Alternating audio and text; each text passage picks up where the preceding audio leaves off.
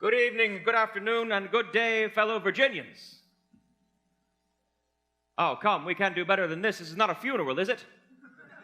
Nay, then let us enter into this confab with greater exuberance, as we must enter into this new American experiment with greater exuberance. And so again, I say to you, good day. There we have it, spoken like true Virginians, not a Bostonian amongst us, yes? Thank God. We should give credit where credit is due for Boston. That is, first and foremost, that we thank Boston for that charge they led when the rest of us were uncertain of what we could do or what we should do. Boston stood up and argued for our God-given, freeborn, natural British rights. Boston stood up and destroyed private property, which is exactly what Bostonians are known for. And we have Boston to thank for this, for they set into motion a series of events which now we are certainly the inheritors of, this new nation, this new experiment, upon which we're standing on ground that is principled in its nature, yet untested in some forms or fashions. We are attempting to marry together two forms of governments which have never truly been married before, but I suspect you know all this. You are learned people, yes? You are educated, yes? Well, then you must be wealthy. Congratulations. This was the circumstance for me. This was the circumstance for those around me, that only those who can afford an education are afforded an education. This is not a fait accompli, and I say that we are denying ourselves the next Bacon, the next Newton, the next Locke. If we deny the people at large, the people in general, in education. Education is a right, yes? I proposed a bill a few years ago, several years ago now. This bill was for the more general diffusion of knowledge. Well, actually, I proposed 126 bills in that year. Should I go through them all now? Very good. How long do you have? One of these bills is a bill for the more general diffusion of knowledge, Bill 79 in the batch of 126 bills. Bill 79 applies for publicly funded education for men and women in Virginia. Yes, this bill applies to men and, yes, gasp, women. I know, I'm a radical. I'm an audacious fellow. I'm certainly pushing forth these rights of mankind, but education is a right. You understand that you now run this ship of state. It is your obligation to see to its success or its failure. You are now kings. We have made you kings. We have taken the crown off of one man's head and placed that crown upon all men. What a radical and audacious idea.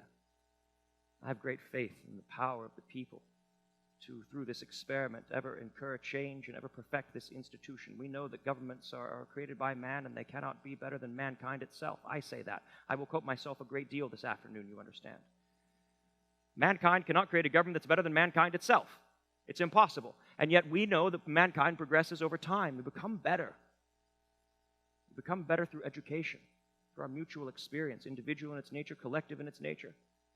Our children might be able to create a better government than we ever even fathomed. Our children might be able to solve the problems that we could not. Malo periculosum libertatem quam quietum servitutum. Yes? I thought you said you were enlightened. You're Virginians, yes? Malo periculosum libertatem quam quietum servitutum. I would take a tumultuous liberty over a peaceful slavery. Liberty will always be tumultuous. It will always be tumultuous. It is our obligation to understand the tumult that we have come from and institute some better security and foundation for our future. Of these 126 bills that I put forth several years ago, one of them is for education, that's 79. One of them is Bill 51, which helps to mitigate and end slavery in Virginia. Slavery is a blight upon our society, is it not? We should seek an end to it, yes? This Bill 51 begins to end, in fact, it does end the importation of slaves into Virginia. It allows a master to free his slaves. We need not carry on the sins of our fathers. We can do something about it. One of those other bills in that batch of 126 is Bill 21, ending primogeniture and entail. Prima means first, genitor means offspring. You as the recipient, well, I'm the happy recipient of primogeniture and entail, you understand. I'm the eldest Jefferson male. When my father died when I was 14, I inherited everything. 7,000 acres, 65 slaves. Yet I believe that as the executors of your estate, you should be able to pass that estate along to all of your children. Yes? Bill 21 does away with primogeniture and entail. And lastly, Bill 82. This is a beautiful one. I quite enjoy this one, but it has received a great amount of pushback. Do you know Bill 82? Any of you? I thought you have been reading. You have not been reading my bills. These bills that I propose now before we Virginians. This bill that applies to literally every single man in Virginia, woman, child. This Bill 82 is my statute for Virginia for religious freedom. This applies to all, even the Baptists. I know there is some hilaritas in this. But the quandary here is men in power, and I say Baptist with some truth, but men in power, men of Church of England, of which I was born into the Church of England, men in power are now saying, are we going to allow the Baptists to practice as they wish? Can you imagine what dark depravity might spiral and descend down upon this new nation if we allow Baptists to practice? Fear. Yes? Fear. None of you can reach into your pockets or your hearts and hand me fear because it does not exist. And yet politicians will constantly peddle in this idea of fear to stir you against your own self-interest, to cut off your neighbor's rights because it's in your self-interest to disallow them from practicing. I say it this way: I care not what my neighbor's religion is, whether he believes in one God or 20. It neither steals money from my pocket nor breaks my leg. It is simply an opinion. Yes? We should allow our neighbors to practice their religion. Baptists, Catholics, there's one. Papists, Quakers, Dunkards, Nothingarians, those atheists. If you disallow your neighbor from practicing his or her religion, what does that mean for you? Do you know? 2 words. You're next. You're next. It is now in your self-interest to protect your neighbor's rights. Because if you allow the destruction of your neighbor's rights, then what does that do for your own? This is my hope. This is our hope. By our hope, I mean James Madison. He's supposed to be here today. Do you know where he is? Is he amongst you, James? Nay? Well, perhaps he might make some appearance. He's small in stature but great in mind, James Madison. He's a dear friend of mine. And perhaps if he is hiding somewhere off stage, perhaps stage right, perhaps in the wings, perhaps this might be a good time for Mr. James Madison to make an appearance here at Christopher Newport University. And so, yes, enter. Ah, Mr. Secretary, let it never be said that being a Virginian, I do not knock. Oh, you're not alone, sir. Nay, these are some of my friends and family, just the Randolph side of my family. Oh, very good. Well, good evening to you, ladies, gentlemen. Oh, my dear Thomas, have you been spending all this time with these people? It has been said upon many instances, a grave demeanor hides all faults. These people are near saintly. I should say, my dear friends, it is my privilege upon this occasion to hold this opportunity to deviate from matters political to address you, the good people of this Commonwealth of Virginia and abroad. Before I do begin, I do feel myself bound by duty and honor to offer 2 points. The first, my sincerest gratitude to both Secretary Jefferson and, of course, the various faculty of this prestigious institution. And yet equally, upon the second note, to offer introduction. I have walked with this nation every step since its inception, beginning here in Virginia in 1776, carrying us now to this year of 1789, where, by both pen and determination, we have drafted the first amendments to our federal Constitution. I have sat as legislator, author, planter, and yet the title which I come to speak to you today is that title, happily, that we all share, that of citizen of an independent Commonwealth. My name is James Madison, at your service. Now, ladies and gentlemen, a decade ago and over, we erected one singular experiment, an experiment that philosophy has waited for and humanity has sighed for, from the most remote ages of our common experience. Over a decade ago, we resolved unanimously for an independency from Great Britain, and from there reared a new system, one not derived from the usurped power of kings, but rather the legitimate power of the people. You can all clap for that if you wish. Your patriotism is overwhelming, Virginia. Now, upon that note, for the past decade, we, the people of America, have debated ultimately what we should be. Whether we should be bound by ties of consanguinity north and south that heretofore never existed, hold true to all the various prejudices we had always known, or instead take a more alternative path. So naturally, to that end, we chose the most volatile, detrimental, and turbulent system imaginable. Yes, we chose a republic. Now, throughout the annals of time, if you examine it, Republican systems of government fail. They are conducive only to turbulence, contention. They are as short in their lives as they are volatile in their deaths. And yet we, the people of America, diverse in our own intents, have endeavored for the past decade to prove history wrong. The situations in America at this singular moment are indeed without parallel, are they not? Come, my friends, are they not? We see daily the deficiencies of our previous scriptures of government, the Articles of Confederations done away, and this new system erected. We see the corrupt nature of not only our countrymen, our interests, but equally our statesmen upon a federal level. We see in every instance foreign intrigues by foreign parties, and we see daily our national deficit continue to climb to a cataclysmic tens of millions of dollars. I know. And so what, ladies and gentlemen, should I have to add to this conversation today, beside the various domestic principles that my worthy friend the Secretary has spoken to? Well, it should ultimately be, in such intents to speak, of the various nature of this system of government which has of late been erected. This system of government not founded by a conglomerate or corporation of states, but instead by the authority of the people at large. To speak equally of the sanguinity which ultimately ought bind us, as well as to ultimately satisfy the questions of you, the American people, in whose hands this new system of government sits firmly fixed. Now, I will confess to you before I fully begin speaking publicly that in general I have a great anxiety for speaking publicly. That makes two of us, sir. I have been called by my friends as shy. This is true. I have been called by my rivals as cold. This is also true. And I was called by a former governor of Virginia and rival, Mr. Patrick Henry Esquire, the most unsocial imp of a creature who has ever existed. He told me once, Mr. Madison, you will never have a personal argument because you have no personality, and I did not disagree. The truth is, ladies and gentlemen, if you will know any factor between either of us, it is that over the course of our careers, political and civic, we have had greater aptitude with the pen than we have with our words. Yes? Indeed, I am known for my skill with the quill and not my skill with extemporaneous speech. No, indeed, in such regards, I will often use one word in speaking when three are necessary, but in writing, we'll use 30 words when three would do.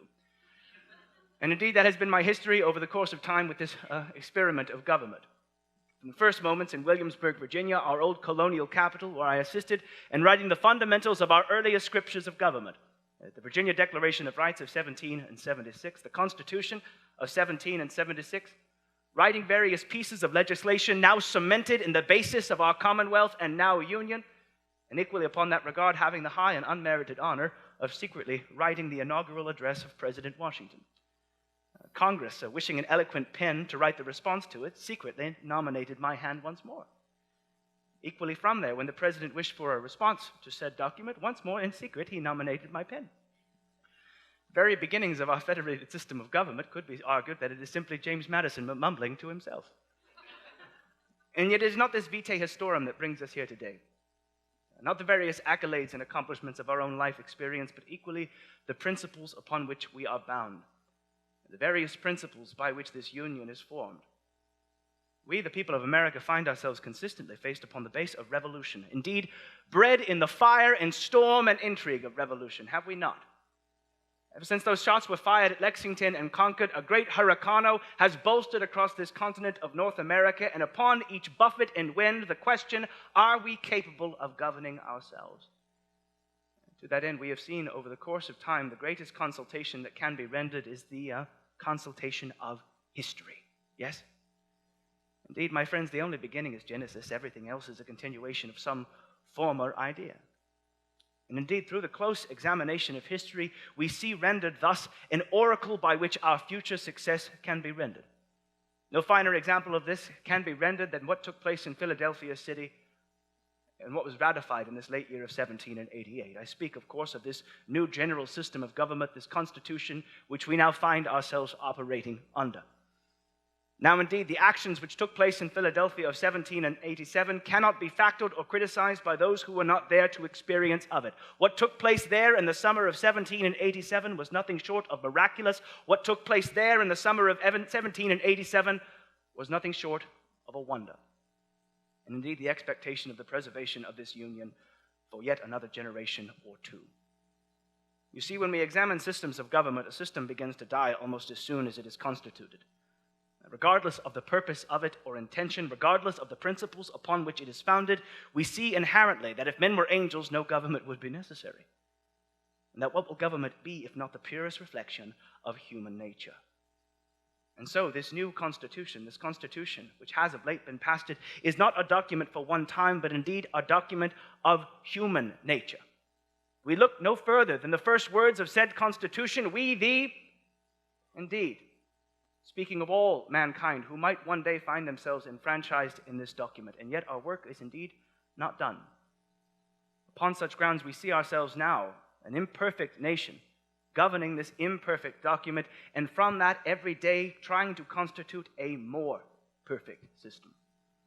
We need look no further in such grounds by what took place upon the 17th day of September, 1787, when 39 of the delegates of said body approved this document to be sent to the states for ratification. President Washington's chair sat carved with a half-sun emblazoned, and Dr. Benjamin Franklin, a man well regarded for both his virtues and, let's be honest, his vices, gestured to the chair and ultimately wondered whether indeed it was a rising sun or a setting sun. He postulated ultimately that in conclusion, examining this Constitution which to his own mind and cogitation indeed was the least imperfect system that had been fostered, confided that examining the chair it was indeed a rising sun. He said all governments end in despotism. They end as such when a people become so unruly, despotism is the sole form of government which can govern them.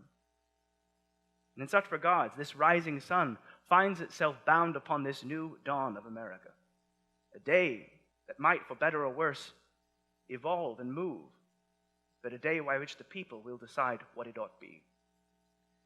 Upon that note, my dear friend, Mr. Jefferson, we find ourselves here in the comfort of these chairs. Indeed, with such an informal setting, we may as well be within our own studies and closets. Upon such grounds, I must wonder if indeed we might speak upon our own sentiments regarding this new system of government, regarding the nature of our own experience, and having spoken longer than I am comfortable, I will happily allow you to rise and thus rescue me from myself. And what exactly is it that you wish to speak of? The forms of new government in general that we have now placed and yoked around our very necks, or some greater fare of domestic bliss? Well, I should say upon such grounds, Mr. Jefferson, we have opportunity for the people at large to hold this conversation, but I think it fitting upon this motion, upon this singular moment, to hold the opportunity to speak upon matters by which we ourselves, though dear friends upon matters of practice, have disagreed upon, particularly in the notion of drafting this federal constitution. It should be clarified, my dear friends, associates, and countrymen, that Mr. Jefferson... Why is everyone laughing, Mr. Jefferson?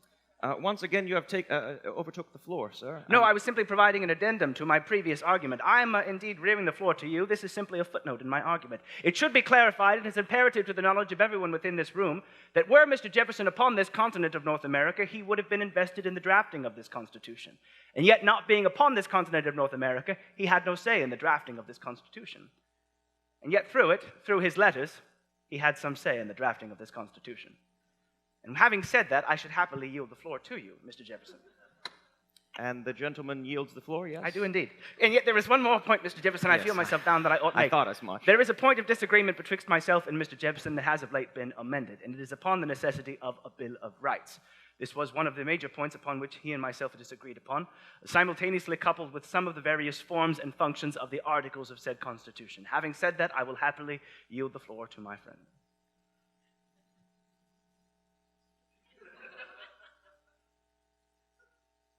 This is wonderful, Mr. Jefferson. Yes, it is. It's a delight indeed.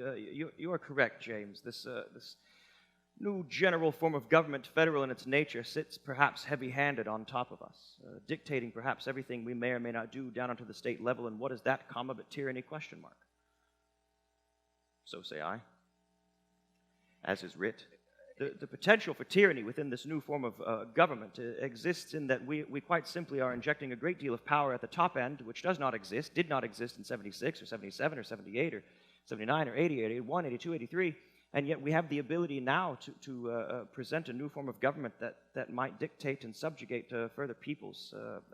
States have a beautiful jurisdiction in that they are smaller than nature, and they deal very domestically with their internal issues. This general government might inject upon the people at large a greater amount of power, a propensity for that power to be polluted, abused, colluded upon by men who ever sit in forms of authority and never wish to accrue and gain power. No doubt you've never experienced this, but sometimes men in power vote for their own self-interest. Sometimes men in power vote for the further lining of their pockets at the subjugation and non-profit of yourselves. We wish to guard against this. The people, you understand, are the greatest bulwark against any corruption in government that may rear its head. And if we create a new form of government, which first and foremost does not declare a single right of any of its citizens, if we say, for example, that Imagine this one moment, not so many years ago, that there was a series of states, unified, perhaps first by a common enemy, then by Articles of Confederation, which spun us together, perhaps not too cohesively, but that's a different issue. Now imagine, forwarding a few years after, we have this ability to create a new form of government that sits on top of us, never existed before. We're going to create a new form of government sitting on top of us, telling us what we may or may not do, exercising branches and arms of authority over us, and not declaring, mind you, not declaring a single right of any of the citizens. Not in Virginia, not in Georgia, not in South Carolina, not in New York, not even in New Jersey. This is a danger, you understand. When that system of authority began to rear its head, and yes, you're correct, sir, I was in France, I was in the beautiful country of France, engaging in some systems of changing of their government, their guard as well, but writing to you, as you recall, some 1,250 letters I sent you.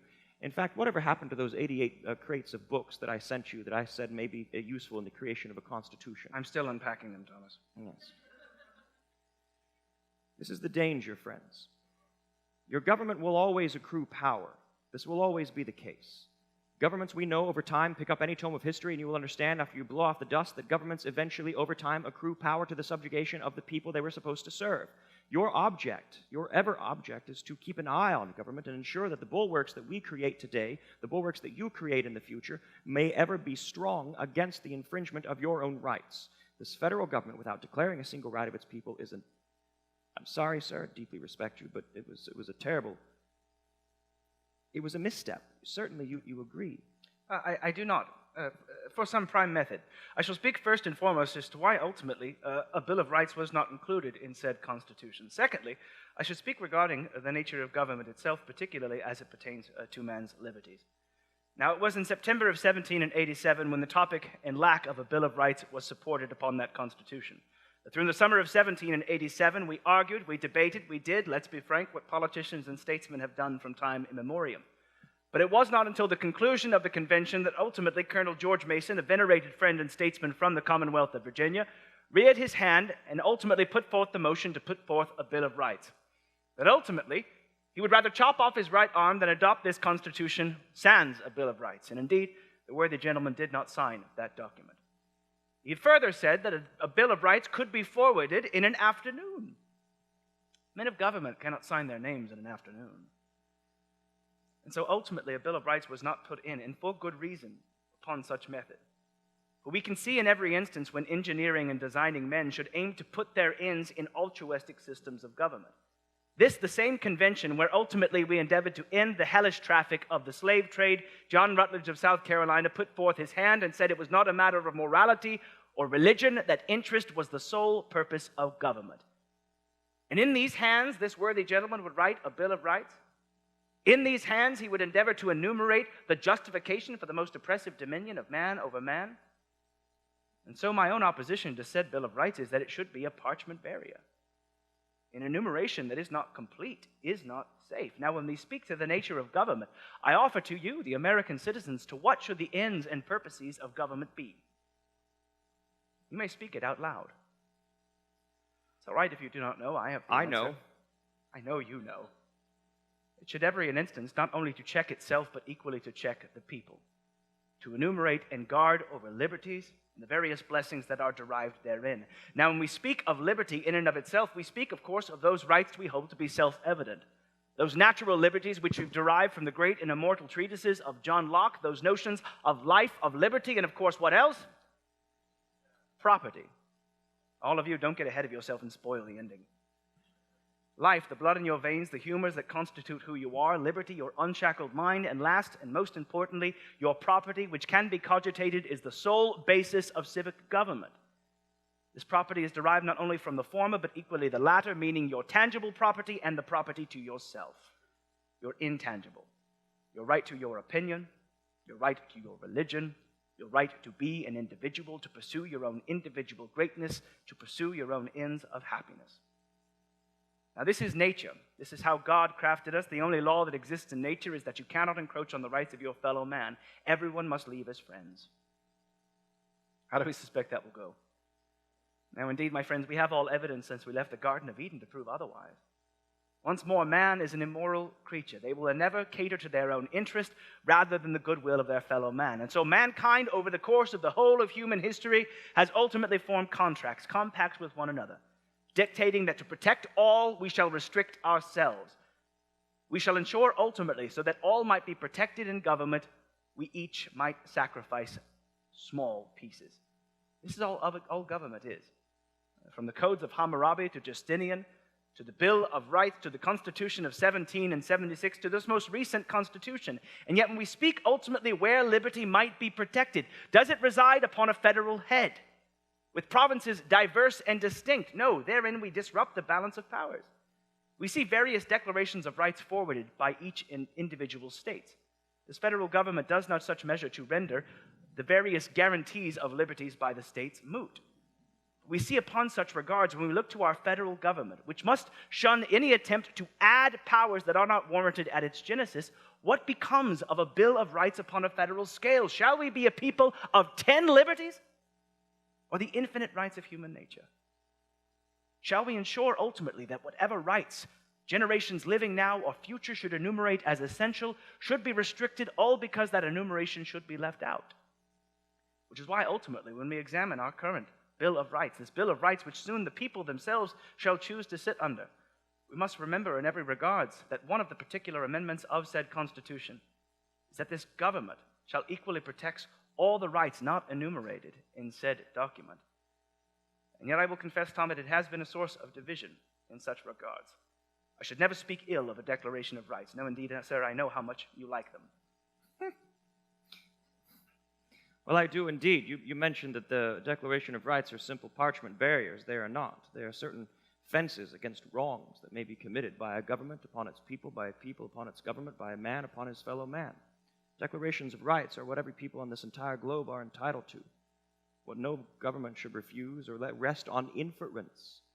A Declaration of Rights should be given to every man regardless of the soil beneath his feet or the flag that flies above his head. These are natural rights which we are incorporating within our systems of attached body of law, jurisprudence, now codified in lex scripta. They were at one time unattached theories of philosophy that man have plucked out of the sky of ethereal thought and now placed before man into true teeth and forms of government so as to ensure them, to sanctify them. This argument that it's not entirely yours, but this argument that these federalists are making that we should not declare rights of man because what if we miss one? Best not to declare any of them at all. What a danger within that argument. Do you understand this? Why declare any of them? Because what if we miss one? This is a dangerous circumstance for any government to rely upon this inference that we are simply going to disallow sanctification or at least codification of these rights because we cannot guarantee that we catch them all. I understand perhaps the slippery slope that might wind down towards the end of this argument that what if there is perhaps some right in the future that is not sanctified at this moment, and can that be guarded against? Well, that's for some future legislative body or for some future generation to decide in that moment. We are creating a government that allows necessarily for change over time. Change over time may be had by a people and their individual and collective philosophies, but only put into forth by systems barbaric in their nature, but that is their civil authority. Civil authority will always be the most barbarous system of man, because it will always sit behind the theories of philosophy of mankind. This idea of a parchment barrier, I argue against, sir, but this is perhaps not a conversation just for you and I. Perhaps this is a conversation for the people at large, now that this is their ship to steer, or choose to remain apathetic if they so wish. If I am to understand correctly, you aim to make the motion, sir, to open this conversation to committee of the whole? Yeah, the gentleman proposes a motion to cede the remainder of his time to the people at large. I should second the motion. All in favor? All opposed? We're going to do it anyway. Yes, but there must be one, you understand. There must be one nay in every group. Nay, indeed, Thomas. Remember, the vote for independence in Virginia was unanimous, and so too is this one. My dear friends, at this present moment, we should indeed welcome you, having been the despot of this conversation over the course of the better part of these last 20 minutes, to indeed open this opportunity whereby we may extend this debate to you, the good people of America, and indeed the future, to the rendered success of this union. Indeed, might we have the stage lights and candles raised? Well done, James. Did it work? Oh, there Yes, we it are. did. Yeah. Yes, it did. There Yes, it is. indeed. I should say we brought with us a technician from 1789. Upon such grounds, we should keep in good order the raising of the hand as the primary method by which you might be stand and be called upon. But to that end, we should invite you, ladies and gentlemen, for any questions you might have, not only regarding this particular union, the various principles upon which we are erected, but indeed any topic that might be forwarded. Being men well-read and well-versed in our various practices, we should welcome this opportunity for civic, both political debate, for indeed the lifeblood of this union, civic discourse, whereby we might, regardless of principle and opinion, find ourselves as one people. Indeed, are there any questions, ladies, gentlemen? You can ask questions of government theory or philosophy or natural philosophy. That's We can speak of the weather or tell jokes if you like. It matters very much. I only know to us. one joke. It starts Yes, with... the worthy gentleman here. Oh, yes.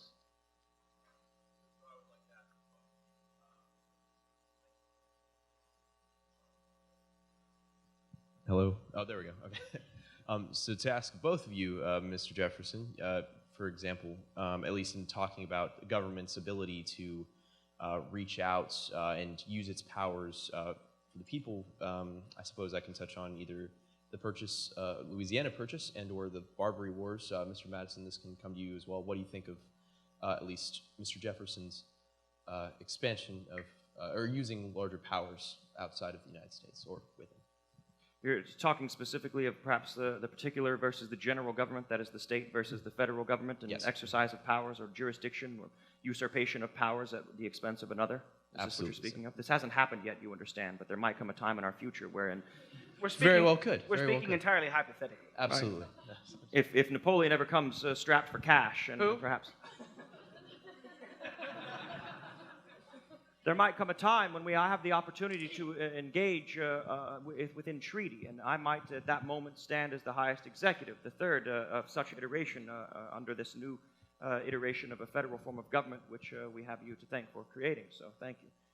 At that time, perhaps there might be a question of encouraging westward expansion. Westward expansion, as we well know, there's a point of diminishing returns. There is a line of diminishing returns. We may encourage men to expand to the west, to buy land out west. Virginia owns a great deal of land.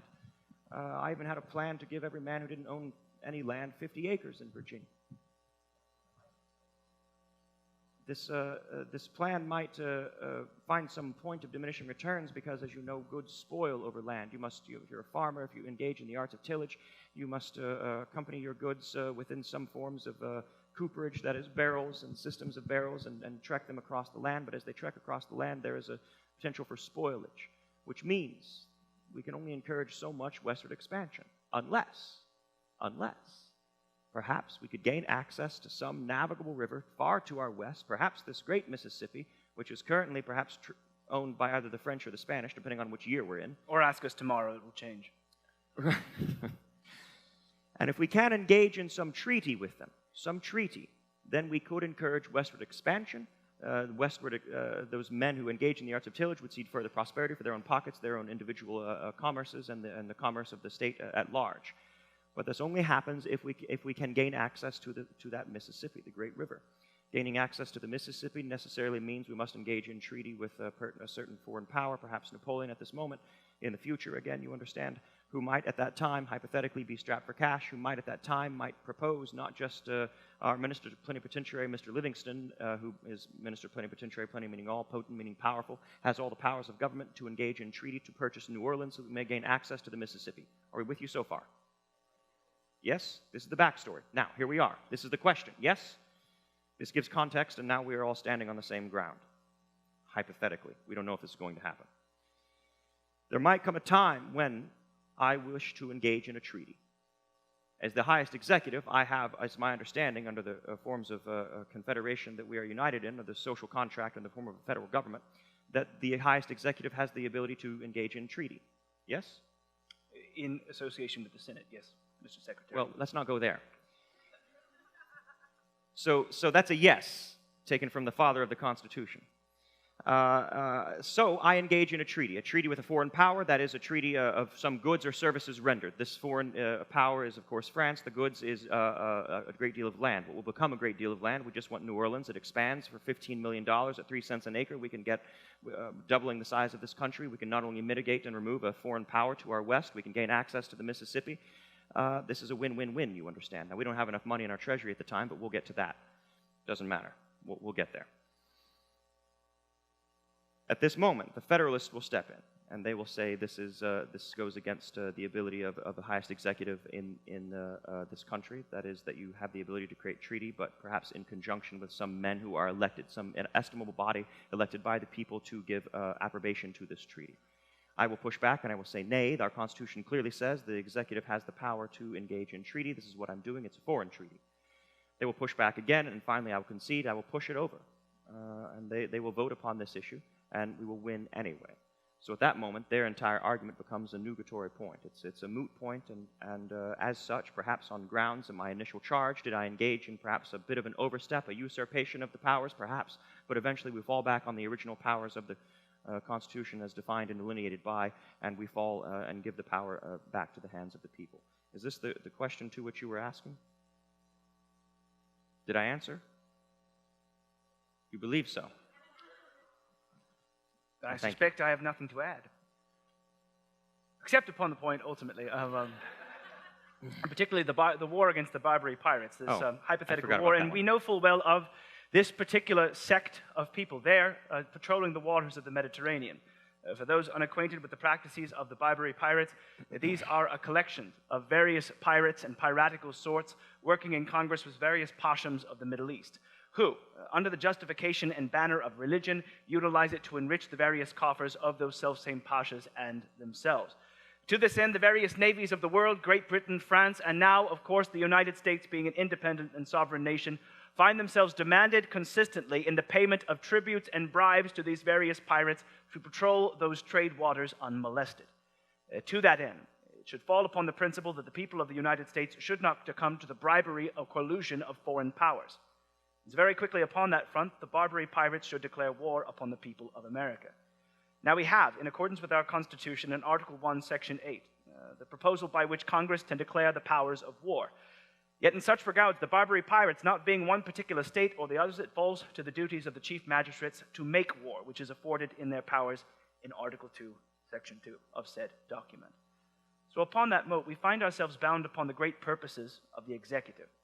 The purpose of our Constitution is not only the separation of powers, but equally to that end, the separation of functions. We have a legislature which in all regards makes laws and conducts the various things requisite to add good harmony domestically. Yet the abroad powers, the immediate powers, belong to the office of the presidency. And for instance, with that selfsame Louisiana Purchase, it was not only the works of Minister Plenipotentiary, but equally Minister Extraordinary, to allow the immediacy of this treaty. In such regards, that person was not only with the powers of the president itself, but indeed the whole of the interest of America. Which is why, in such regards, we were able to pass the Louisiana Purchase sans amendment in that regard. It falls in such regards not only what we do in our times, but the means by which we do it, to justify the ends in government. I thank you. I should say, just one final moment. I thank you, sir, for catching the Barbary pirates. I missed that moment. It hasn't happened either, but we both have the same crystal ball of history to look into. In this moment with these Barbary pirates, perhaps there is a question of, do we prosecute the religion or do we prosecute the action? This is perhaps, I know not your time, but you might find some great resonance within that moment. And in the moment that we chose to prosecute the action and not the religion. This might be a lesson that you wish to carry forth or choose to maintain ignorance of history and so go down the dark spiral of repeating the same mistakes made generations prior. Happy note to that, Mr. Jefferson. Yes, well. Additional questions, ladies, gentlemen. Yes. Yes. So may I also pose a hypothetical question to you? Hypothetically, of course. Do you wish to ask a hypothetical question, or you wish to ask a question hypothetically? Yes. So if you look... Imagine in the future that there's a society, much like America, that has become very communicative, in which you could talk from one coast to the other coast, and that people can really just interact with one another over long distances, and all sorts of technology has been created. How would you recommend that the Bill of Rights be amended in order to protect the populace against an infringing federal government? May I? Hypothetically, of course. I should say upon note, Mr. Jefferson, what comes to mind upon this regard is particularly the concern of one Silas Dean. Can you recall this? Yes. I should say first and foremost, sir, we need no imagination for it. We live in such an age. We live in a more enlightened age that humanity has heretofore occurred, wherein the various medieval practices of our past are being questioned.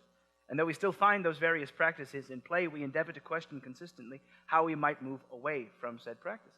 Simultaneously, we can easily acquire by such committee of correspondence a letter here from the Commonwealth of Virginia and ensure in 2 weeks it finds itself in Philadelphia.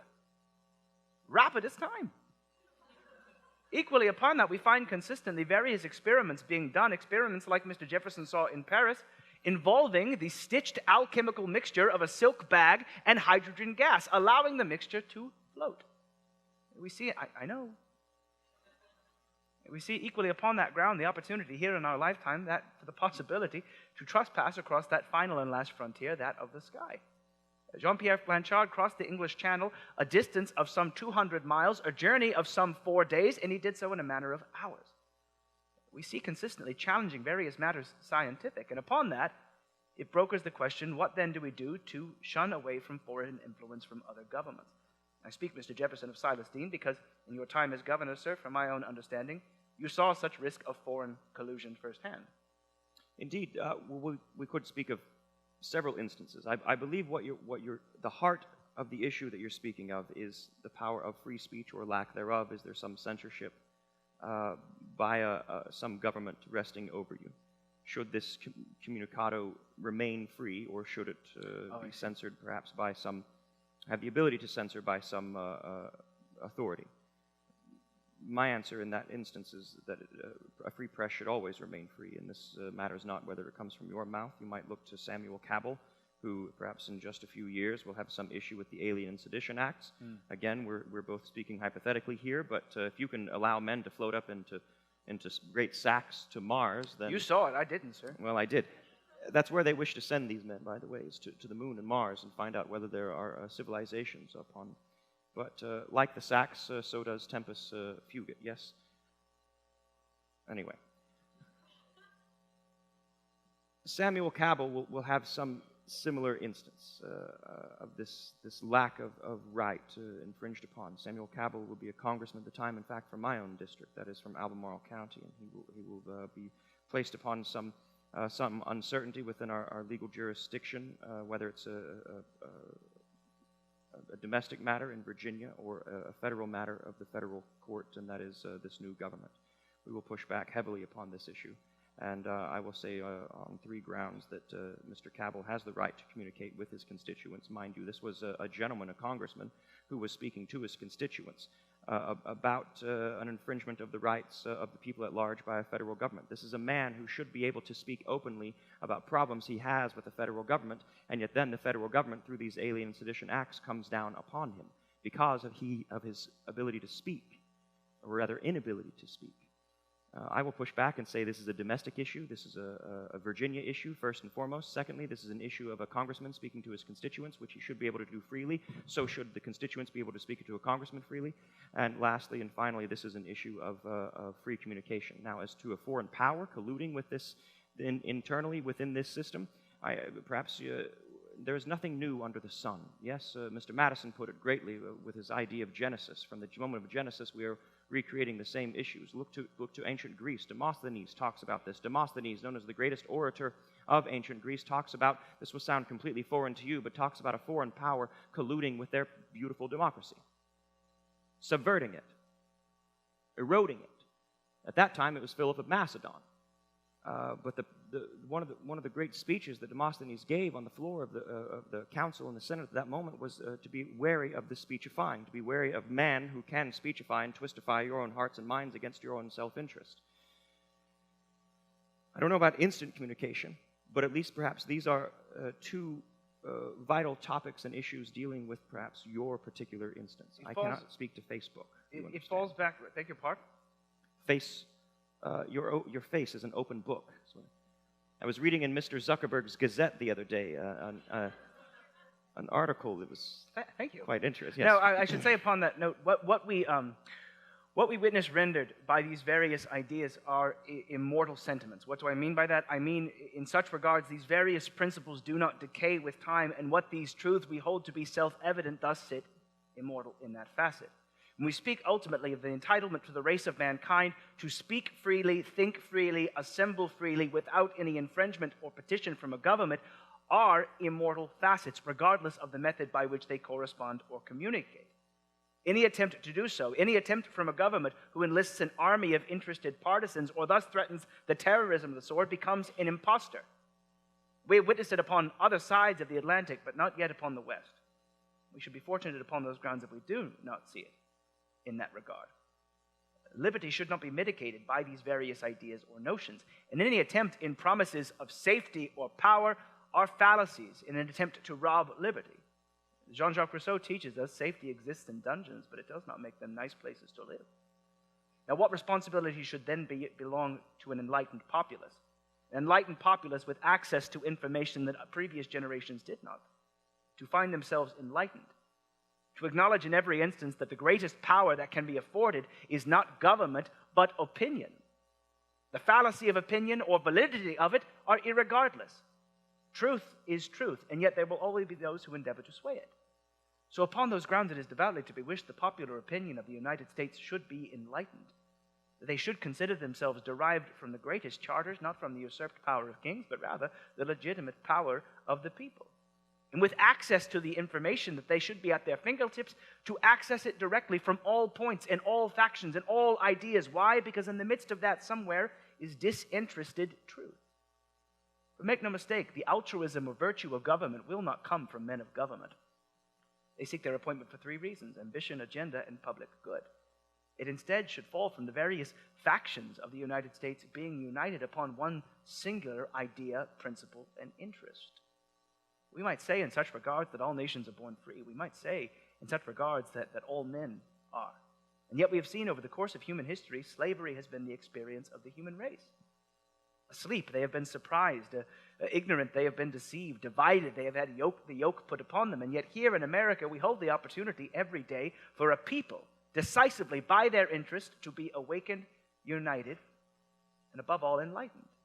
To honor their various scriptures, and in such regards to take the enlightenment, and in such regards keep it in their hands. I think that should be a finer answer to the question I misunderstood. I thank you for it, sir. James Madison, ladies and gentlemen. Thank you. Additional questions, ladies, gentlemen?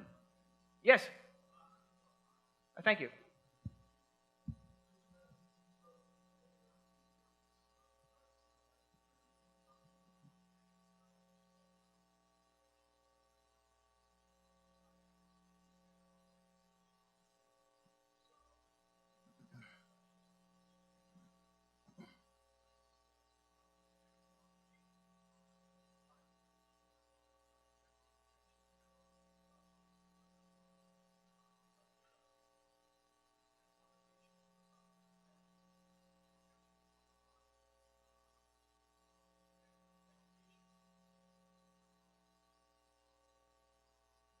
This is beautiful. This question is to both of us. Is this true? Do you wish to go first? Do you wish me to go first? Yes. I thank you, sir. What is your name? Jacob. A pleasure to meet you. Thomas of Albemarle County. So the question then is rights, right? What is central to the rights of the current age, and how does the government further sanctify and protect those rights? Now, rights may change over time. We might call natural rights that exist ad infinitum, but there are some rights in certain sects of governments who issue gracious understanding of rights, and there are other sects and forms of government that issue more constrictive forms of rights, yes? So what are these rights which governments wish to guarantee to the people at large? That is a beautiful question for our new government at this age, and I suspect even in 242 years you should be still arguing this very same question. Rights mean nothing. rights mean nothing. A government can declare rights all day long, but unless the people understand their rights and demand their rights, then rights mean nothing. This is your obligation now to take up this charge, the charge and torch that we lit, and continue it, and ask yourselves to stare at the face of the nation that you inherit and ask yourself, how can you do better? We are asking ourselves that now. We're asking ourselves that in 1776. Not all men were guaranteed education. And in Virginia, not all men still are not guaranteed education. That Bill 79, I believe, is a right. I take it directly from John Locke, who says mankind comes into this world with two inherent rights. That is sanctity of life and the ability to use one's own mind. No government, he continues, can tell you what to think, what to publish, or to whom to pray. And yet, what do governments do every day? Yes? These are rights. Rights that should be sanctified by government, put teeth behind them to protect them, to extend them out to you, the people. Now, this is philosophy, you understand, but this is why our civil authority will always be the most barbarous. This is why you should be looking at our civil authority and asking, demanding change. You should be looking at our civil authority and then looking at the unattached philosophies that we have and saying, where is the incongruity and how can we do better? I believe education is a right.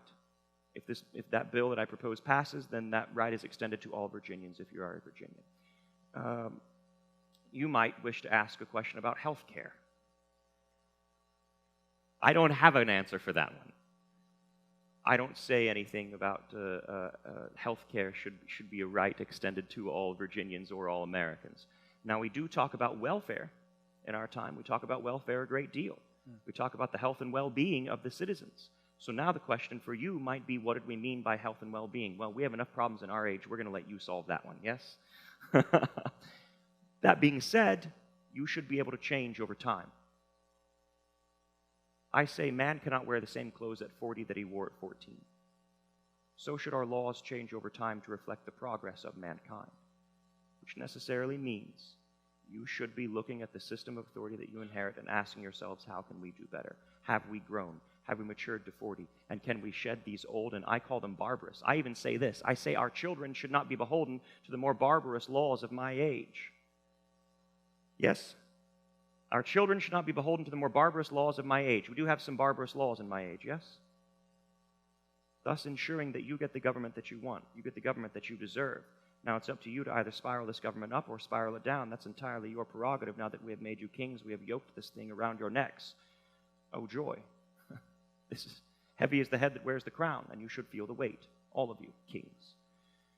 Or beginning to answer your question, you ask questions about land. That's easy. You may read my writings. Every man gets 50 acres. You may ask questions about right of suffrage, for example. I wish to desanctify some of the 5 fairly constrictive rights of obligations that you must pass. You must be male, you must be 21, you must be Protestant Christian, you must own land, 25 acres or 50 acres or a plot of land in town, free and clear of mortgage, and lastly, you must be 21 years or older. I wish to tear down the Protestant Christian one. I wish to tear down the land ownership one, of course, with that sort of subversive and curvilinear thought towards tearing down one of the 5 requirements to vote. Now, here's the plus side of this whole thing.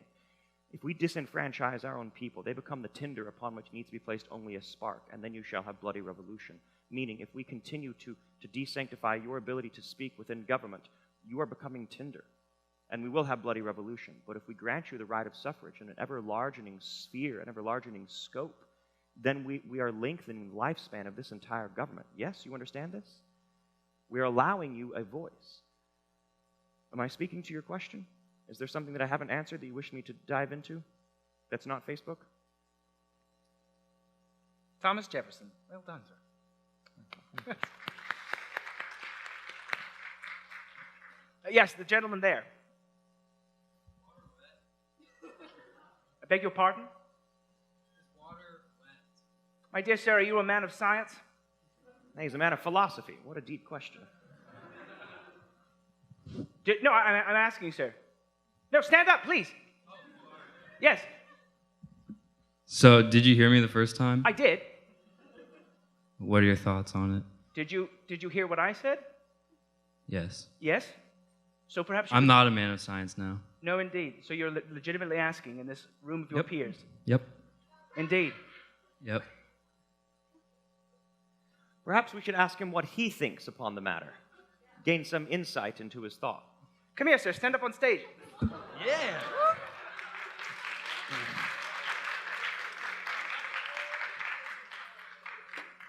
No, on stage, sir, this way.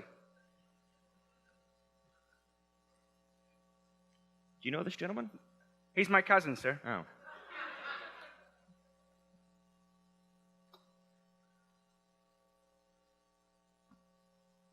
What's your name? Do I get extra credit for this? Step in, sir. Step in. What's your name, sir? Matt. Matt. Matthew, no doubt. I wish to do a service to me, Mr. Matthew, yes? Mm-hmm. Yes? Mm-hmm. Take your hand. No. Take my hand. No, put it in the water. What conclusion have you found, Matthew? Is it indeed wet? Tell everyone here. Inquiring minds wish to know. My hand is wet. Your hand is wet. And it is derived and came from? Water. Water. So your hand is wet, derived from this water that you have placed it in. And so, my dear Matthew, what conclusion does that lead you to render? That water is indeed? I mean... My dear Matthew, this is a lesson for you and indeed for all Americans. When truth stares you in the face as an American, do not find by any such measures that any opinion you can derive ought lead you to deny it. Thank you, my dear Matthew. Well done.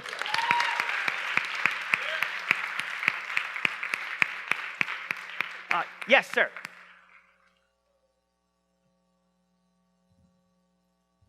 Hello, thank you both, esteemed gentlemen, for coming down here. Thank you. I was just wondering, during of your time, who do you feel, and you can't say each other and you can't say yourselves, who is the best political mind that you had spoken to, whether it be during the Declaration of Independence when you're talking about, or the Constitutional Congress or whatnot? I thank you for the question. Mr. Jefferson? The most influential upon our personal endeavors or in mankind at large?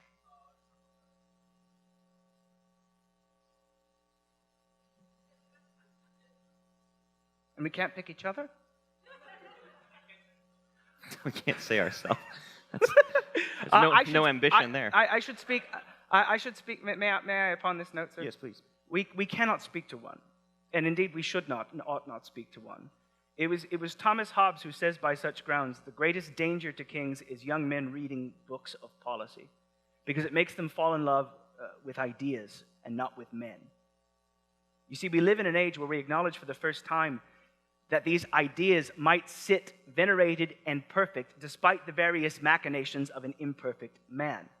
Life, liberty, and the pursuance of happiness sit as immortal and eternal ideas that a people, regardless of time, can honor and forward. And yet, in acknowledging mankind, we must acknowledge their faults in that vein. And so government should not, like the fabled goddess of wisdom, Athena, be the work of one mind. It takes many heads and many hands. We might speak of the father of the Constitution, the father of the Declaration of Independence, and yet it was multiple men upon that committee. And yet, so in that vein, we, the people of America, hold the opportunity to honor our ideas, venerate these various movements, rather than one individual who holds some solution we ourselves cannot find.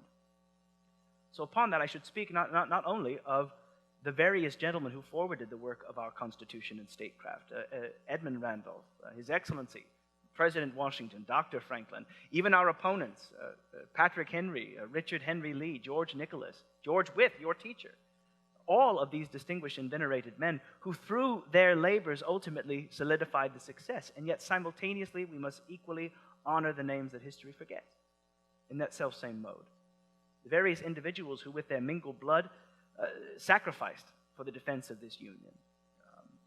And yet I should say simultaneously we have the benefit of, well, experience. The various political treatises being examined, the various political treatises still being forwarded, the works of Puffendorf, of Adam Smith, of those who sit and for the first time cultivate the study of politics as a science. We find great success rendered when those think of the governments by which they're inheriting. Mr. Jefferson, sir? Yes. But I agree, and I enjoy your sentiments, though I will give you a very brief litany of men whose giants I consider to be those upon whom we are standing now, not just myself, but this entire nation and this Commonwealth of Virginia. That is first and foremost, for me personally, my father, Peter Jefferson, who helped fix the boundary between North Carolina and Virginia. Equally, my two tutors that my father paid a great deal of money for, 16 pounds sterling per annum and 20 pounds sterling per annum for Reverend William Douglas when I was this tall and Reverend James Maury when I was this tall. Equally, Dr. William Small at the College of William and Mary, where I attended for 2 years. I attended that institution.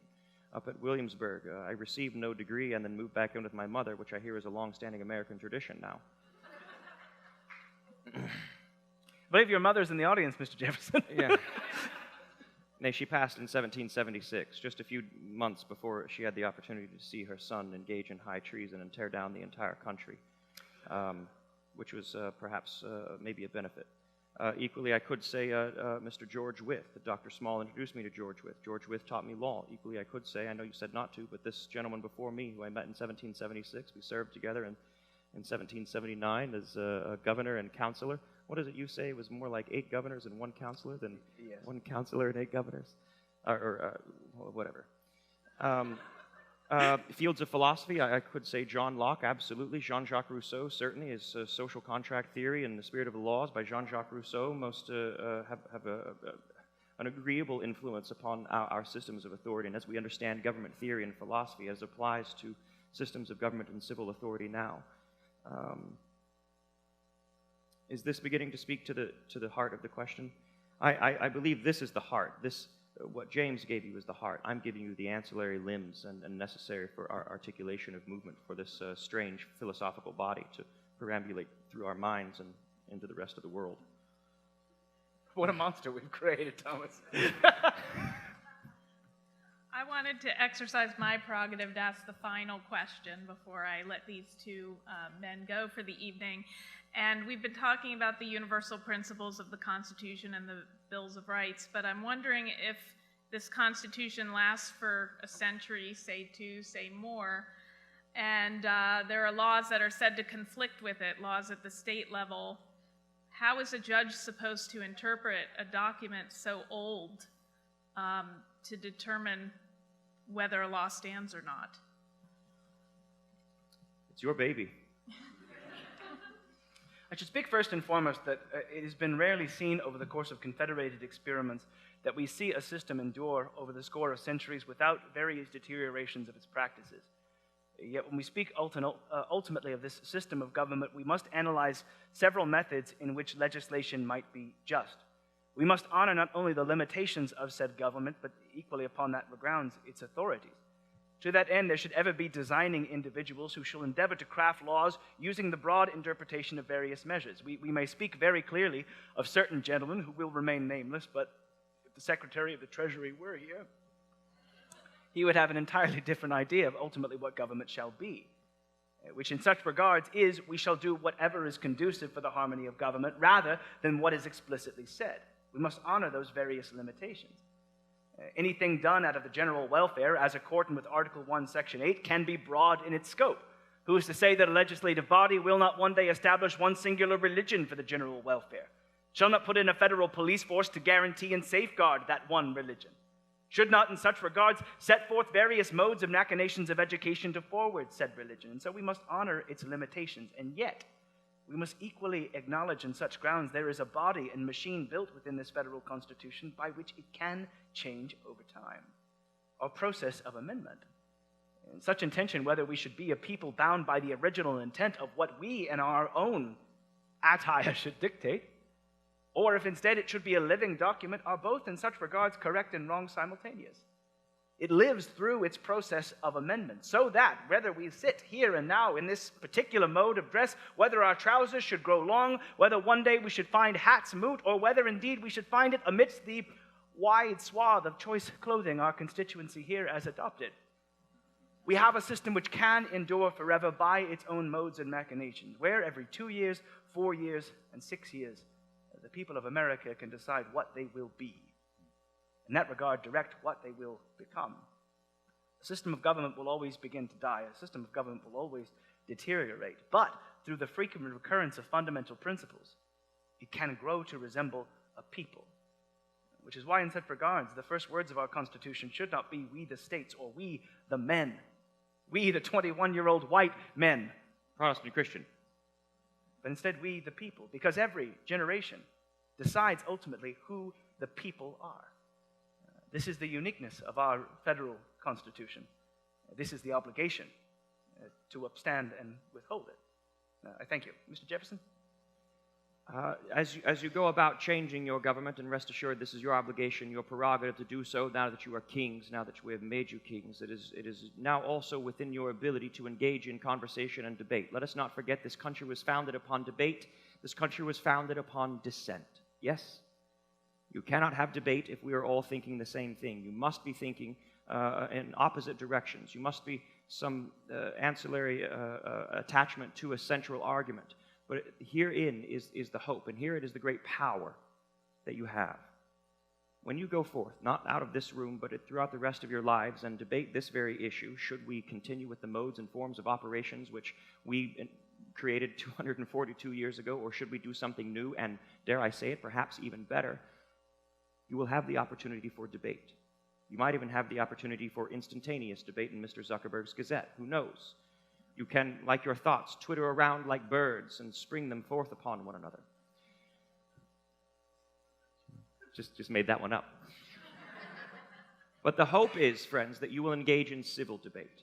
You can look at the man in front of you and you can engage with some civility in a difference of opinion before them. You cannot debate the man in front of you, but the ideas between you. And then you can gain forward momentum, you can gain compromise. You might even teach our politicians a thing or two. Wouldn't that be nice? Yes? You have this ability. Your bicameral minds allow for you to toy around with two ideas simultaneously, adopting neither one. Thus is the form that we hope that you might take forward for this, that you might debate the men in front of you with some civility, and perhaps bring civility back into this conversation, gain forward momentum, move ourselves out of stagnation. This is upon you. If you wish to see change upon this world, upon this globe, upon this soil which we now stand, and look at a mirror, and you shall see the solution. It exists within each of you. You kings. Now, before we adjourn, I would like to let Thomas Jefferson and James Madison depart so I can invite Bryan Austin and Kurt Smith to introduce themselves, and then... When do they arrive? Right now. Oh, I see. Yes, Very good. Yes. We have a confession to make. Yeah, we're not really James Madison and Thomas Jefferson. I take a know. minute, soak it in. Demand your money back. Yes. My name is Bryan Austin. This is my very best friend, Kurt Smith. And we want to thank you for coming here today and doing what is the lifeblood of the democracy we exercise to keep this republic alive. Discourse and talking about these fundamental ideas. And so with the time that we do have, we'd love the chance just to continue talking with you. We didn't script anything you saw today. This was just from our study and scholarship of these two men and the philosophy that came and comes with them.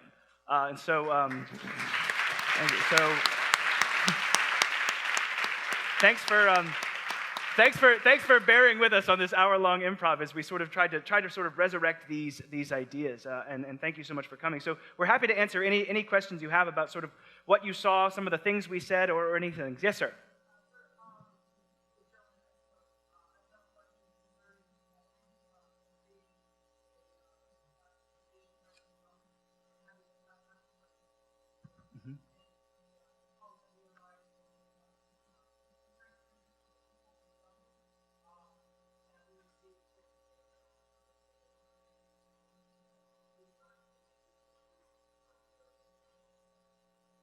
Yeah.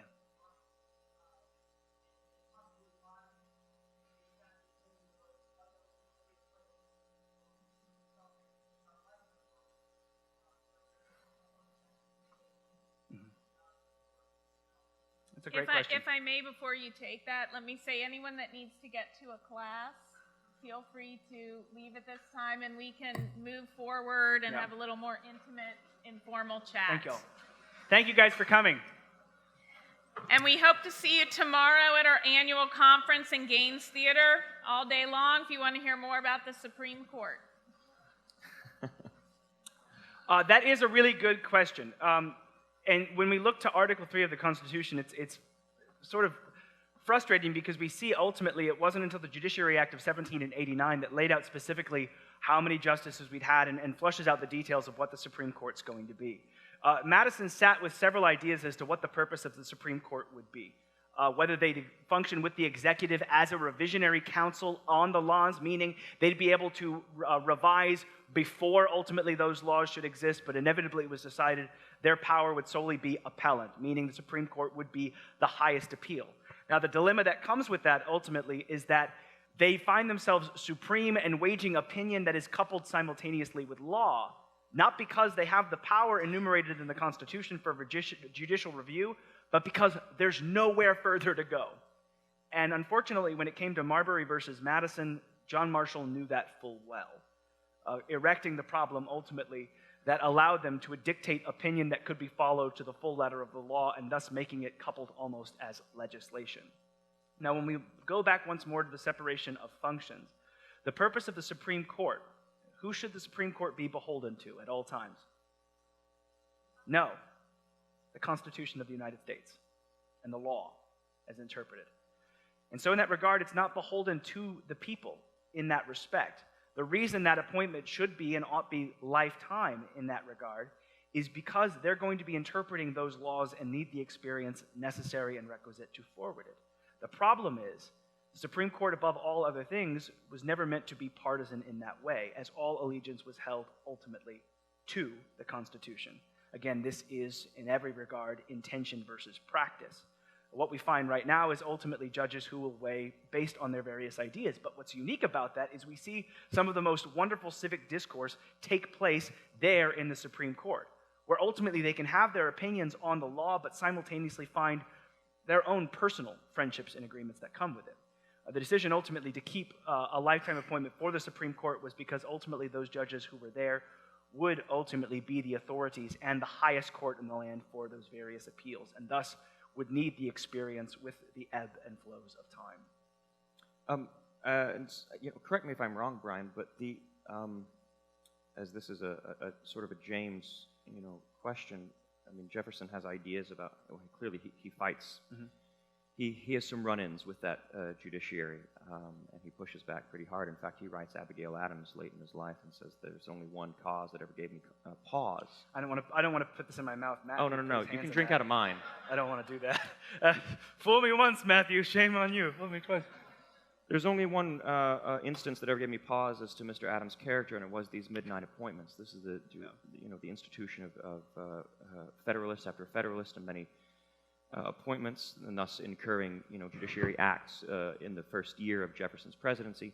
But wasn't spinning around part of this conversation about the judiciary being able to sit outside the political whim and pull of the moment and not be tied to a constituency for a.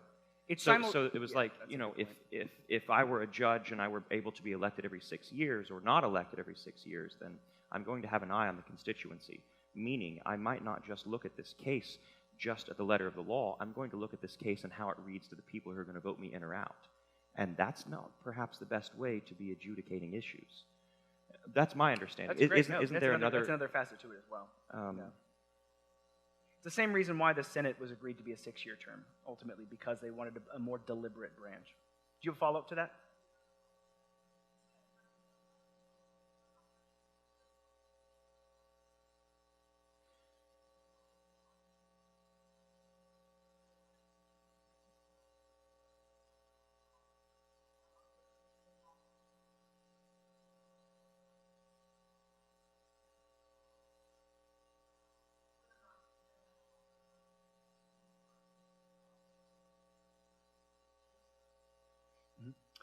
I think in that regard, they wanted to see a veneration of, not veneration of the position, but the experience requisite and necessary. Now, the big thing to remember in that regard is what they were expecting ultimately pre-Marbury versus Madison was not ultimately what they were rendering in that respect. What we found post-Marbury versus Madison is what's become essentially an American common law coupled with a lex scripta, which makes for a very interesting point in that regard. Now, why ultimately it was decided is to why inevitably it would be a lifetime appointment versus a 10-year was because of the necessity of all the unmitigated pieces of law in that way. I'm not sure why ultimately it was decided not to restrict it to a 10-year, but I think in that respect it was because specifically they hadn't seen the various polarization that occurred. In the run-up to the Civil War, there might be some historians present who can point me in the right direction, but I think Virginia tries this in the run-up to the Civil War. Do you know this? Does anyone know? If judges are selected for a certain amount of time, it's like 12 years or something, or 10 years, it's somewhere right in there. Does anyone know? On the Jacksonian era, the states began to move in that direction. So what You're asking. Mhm. Yeah. Okay. Jacksonian era, the first roaring 20s. I can guess why ultimately because of equally what a fear was with the president. A big fear of the president, and there was talk as whether the president would have a 7-year term, a 3-year term, whether it would be a triumvirate. There was a wild fear that the president would become a puppet of the legislature. There was a huge fear, ultimately, of the legislature having an influence over these various people. And I think it goes back to what you were saying, is it wasn't only a fear of what would happen if they were constantly looking to the people. I think because the president is the one who appoints those Supreme Court justices, if they had a 12-year term, the fear would suddenly be that the judges would become the puppet of the president and of the legislature as well because of that. So I think I'm going to go back to what Kurt said, is that the real fear was to ultimately have a body who was appointed, but then could not be touched by any body outside of some additional legal recourse in that way, which is why there were no term limits when it comes to the Supreme Court, to keep them outside of influence from any of the other stuff that was going on. Do you like his idea of a X number of years, one-term term limit thing? I don't know. I have to be very careful. I think this is an interesting thing about playing these guys, is we have to be very firm about keeping our own political ideas out of it. And the fear of surmising or saying hypothetically, is this a good idea, is this a good idea, is you never want to sit and let that fall into your ideas for the person you're trying to portray. I think, when it comes to modern ideas and assessing ultimately what things might be requisite or necessary, the thing we have to be really careful about as Americans is in sitting and trying to take one quality and breed one quality out, sitting what happens then and what deficits do you bring in through the process of that selective breeding, if that makes sense. If suddenly we put a term limit behind a Supreme Court judge, what evils are we inviting into the realms of government? What happens suddenly in the realms of how that plays in? Now, what's interesting is if it's a 12-year term, is you're playing very interesting in the realms of midterm appointments and how that plays in accordance with who's sitting in the office of the president, what Senate term are we in, what's the pulse of America at that present moment, and where are we leaning? The big fear that I have with that is what happens in the realms of opinion and decision.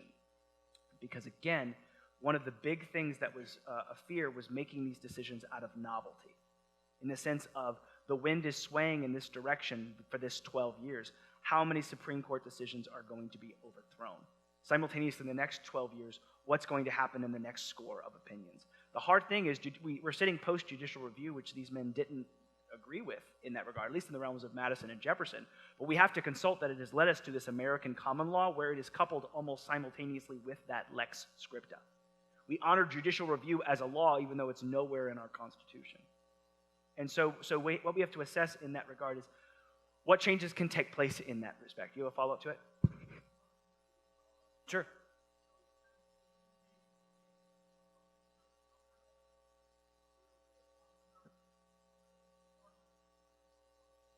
Sure.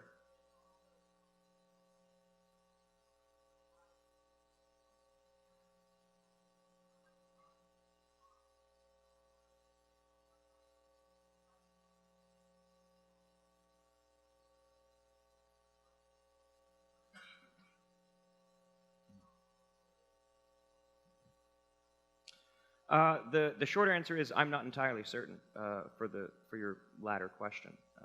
I tend to work in Jefferson's younger years, and so that's a realm that generally I don't look into overly much. I pull in where I need to flesh out questions that I normally get.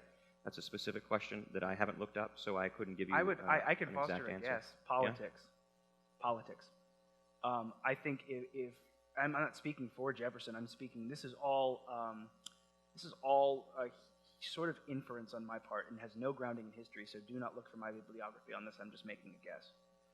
Politics is everything, and so the idea of suddenly Jefferson going after a Federalist judge because of a decision that he'd made would allow the Federalists, both in the House and the Senate, to tear him apart. And this was Jefferson's first term.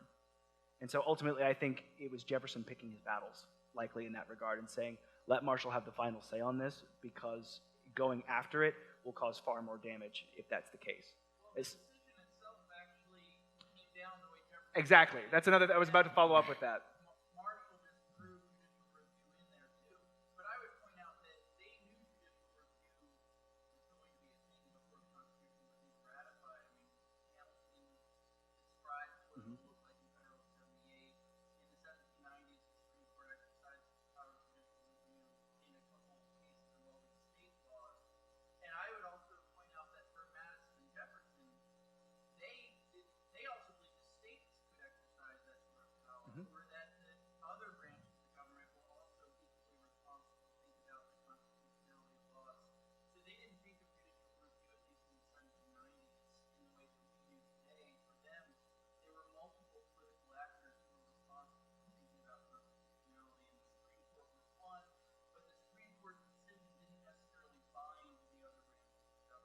It's Kentucky and Virginia results, right? Where you're looking at states being able to basically check the constitutionality of a general form of government on what Jefferson would call the domestic people, which should be a state right. Yeah. Yes, sir.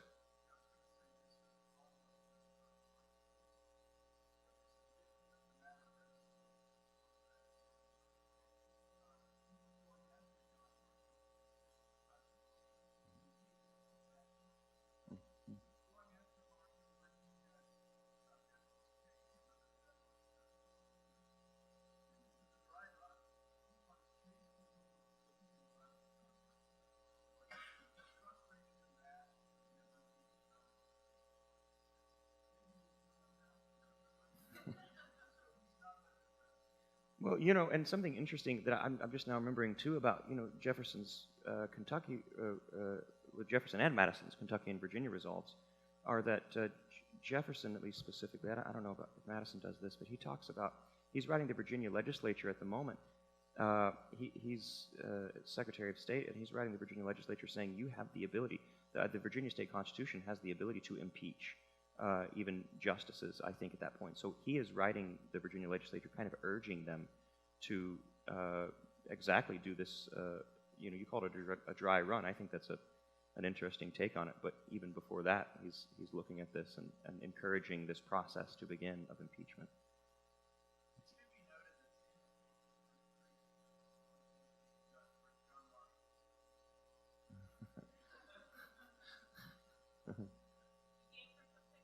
Absolutely, Sure. yeah. Thank you, guys. Yeah, thank you. Yeah, thank you.